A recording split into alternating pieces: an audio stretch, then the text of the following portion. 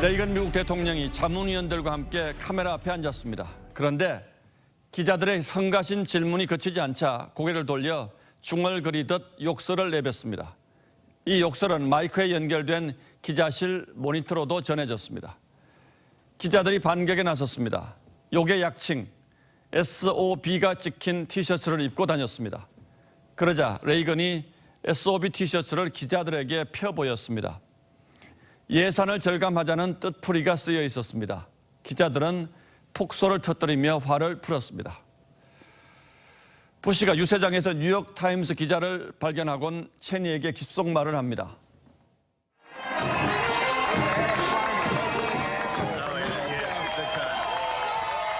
권력의 눈에 언론은 소등에 달라붙은 파리떼 같은 존재일지도 모릅니다. CNN is fake news. 이랬던 트럼프도 언론을 통제하는 훈령이나 조치는 감히 내리지 못했습니다. 언론 자유를 엄격히 보장한 헌법 때문이었습니다. 민주당이 언론 보도에 징벌적 배상을 물리는 언론중재법을 밀어붙이면서 소관부처 문체부의 반대도 묵살한 것으로 드러났습니다. 문체부 1차관은 피해에게 몇 배를 형벌처럼 내리는 배상에 대해서 지금 전례가 없다고 했습니다. 배상액에 하한선을 두는 것도 다른 입법 사례가 없고 너무 지나치다고 했습니다. 국회 입법조사처도 주요국에서 언론에 대한 징벌 배상을 별도로 규정한 사례가 없다고 했습니다. 그런데도 여당인 민주당은 징벌 배상제 자체가 없는 한국에서 유독 언론에만 이 징벌 배상을 도입하겠다는 겁니다. 특히 입증 책임을 언론에 지우는 조항은 손해배상 법리의 기본을 무시한 독소조항이라는 지적이 민주당 내에서도 나왔습니다.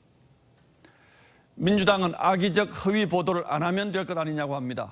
하지만 이 악의적이라는 말 자체가 너무 추상적이고 권력이 그동안 얼마나 편의적으로 이 악의적 보도라는 딱지를 붙여왔는지를 돌아볼 필요가 있습니다. 악의적 보도이므로 강력하게 법적으로 대응할 것입니다. 그럴수록 정확한 보도에 온 힘을 기울여야 한다는 책임감을 무겁게 느낍니다. 무엇보다 권력 감시와 비판은 언론의 숙명이자 사명이며 존재 이유라는 사실을 되새깁니다. 언론을 향해 쏟아지는 비판의 수위가 갈수록 거세지고 있습니다. 그렇다고 초과 3강까지 태워버리겠다는 여당의 언론법에 동의할 수는 없습니다. 그것은 바로 민주주의를 포기하겠다는 선언과도 같기 때문이죠. 비판에 대해서 감시에 대해서 재갈을 물려는 그런 시도는 결코 해서는 안 된다고 생각을 하고 집권하게 된다면 그런 점들을 확실히 보장해 나갈 것입니다. 그런데 청와대는 이 언론중재법에 대해서 가타부타 또 말이 없습니다. 권력을 잡으면 뇌가 바뀐다는 신경심리학 이론을 떠올릴 수밖에 없습니다. 8월 3일 앵커의 시선은 언론은 왜 존재하는가 였습니다.